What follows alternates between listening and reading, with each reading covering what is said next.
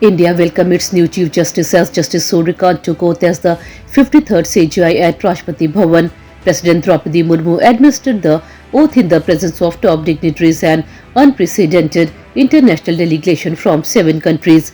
After the ceremony, Justice Surikant met Prime Minister Narendra Modi and former CJI B.R. Gavai. His gesture of touching his elder brother's feet drew warm appreciation. This is the first time such a large global judicial presence was seen at CJI's swearing-in ceremony. An anti-pollution protest at India Gate took a shocking turn when the section of the crowd displayed posters of wanted Naxal leader Madhvi Hedma, comparing him to Birsa Munda and shouting Lal Salam. Police confronted the group, leading to a scuffle. Protesters allegedly used pepper spray, injuring several policemen. Delhi police detained 15 people. The incident comes just days after Hedma was killed in an encounter in Andhra Pradesh, raising major security and political concern in the capital. Political heat has picked up in Karnataka after speculation of a leadership change in the Congress government. Party President Mallikarjun Kharge said the High Command will decide the matter. CM Siddharamaiah assured he would follow any decision taken by the party. Meanwhile, Home Minister G. Parameshwara hinted that he may also be in the race if the change happens. The BJP targeted the Congress, asking who the real High Command if it's not the party president. The political suspense continues to build. The reports of cats and dogs appearing in voter list in Bihar sparked strong action from the Election Commission. The EC directed Assam's BLO to immediately correct all non-human or wrong specification entries. A door-to-door verification drive has been ordered with a special revision scheduled to finish by February 2026. Rahul Gandhi criticized the SIR process, calling it an imposed burden, while another Tamil Nadu party has moved the Supreme Court against it. The EC said accuracy in voter records is non-negotiable. A major terror attack struck Peshawar as a suicide bomber blew himself up the entrance of the Frontier Corps headquarters. The blast was followed by heavy firing. Security forces quickly retaliated and killed 2 attackers while sealing off the entire area. Pakistan has seen a surge in terror incidents across Khyber Pakhtunkhwa and Balochistan in recent months, raising fear about deteriorating internal security. Authorities said the situation is under control, but investigations are underway.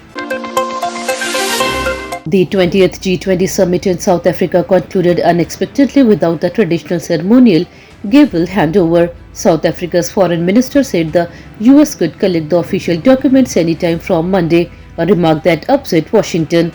The White House criticized the move as a break from established tradition. Diplomatic observers say the incident highlights growing friction within the grouping at a time when cooperation is crucial. Pakistan strongly reacted to Indian Defence Minister Rajnath Singh's statement that Singh has historically been part of India and border may change in the future. Islamabad termed the comment provocative and dangerous, claiming it could threaten regional stability. India has not responded yet, but strategic experts say the issue could fuel fresh tension between the neighbours. The remarks has already triggered heated debate on both sides of the border. The US government DOGE department created under President Donald Trump and led by Elon Musk has been shut down 8 months ahead of schedule. The department has aimed to reduce government sites and increase efficiency. Over 2.5 lakhs federal employees were removed through layoff or voluntary retirement packages. The remaining officials have now been shifted to various departments. Analysts say the early shutdown shows internal disagreements over the project execution and impact. The Indian stock market opened on a positive note today. The Sensex gained 100 points and is trading around 85,300. The Nifty also moved up by nearly 50 points, supported by strong buying in IT and banking shares. Market experts say global cues are stable and investor sentiments look positive. Major IT and bank stocks are showing early gains, helping the overall market stay in the green. Traders are watching global market and crude oil price for the further direction. In the second test between India and South Africa, Team India is struggling as the 7th wicket has fallen. After Rishabh Pant and Nitish Kumar were dismissed early, Ravindra Jadeja also departed, putting India under heavy pressure. South Africa's strong bowling attack continues to dominate the match. With a big lead of 365 runs, the hosts are firmly in control. India now needs a solid partnership to stay competitive. The match situation is turning tough as wickets keep falling quickly. Winter conditions are showing mixed trends across North India. In Madhya Pradesh and Rajasthan, the cold wave is likely to stay away for the next 5 days, bringing slight relief to residents. However, Bihar and Haryana continue to witness a sharp drop in temperature, with several cities reporting intense morning chill. In Uttarakhand, extreme cold has gripped Badrinath as the temperature plunged to 16 degrees Celsius.